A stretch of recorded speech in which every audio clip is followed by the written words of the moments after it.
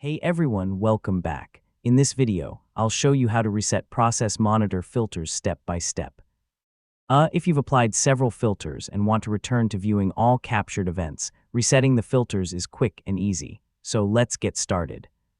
First, open Process Monitor on your Windows computer.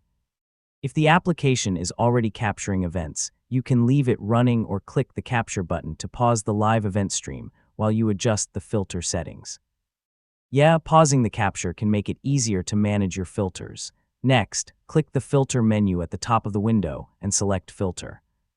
This opens the Filter dialog, where you'll see all of your current filter rules listed. Now, remove the filters you no longer need. You can delete individual filter rules or use the option to reset, clear, or restore the default filter configuration, depending on the version of Process Monitor you're using. Once the filter list is empty or restored to its default state, click OK to apply the changes. After returning to the main window, resume capturing events if you paused it earlier. You should now see all relevant system events again, instead of only the filtered results. If you plan to troubleshoot another application, you can create a new set of filters whenever needed.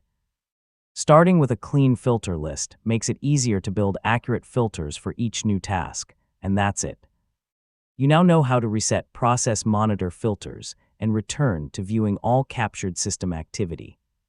If this guide helped you, don't forget to like the video, share it with others, and subscribe for more simple tech tutorials.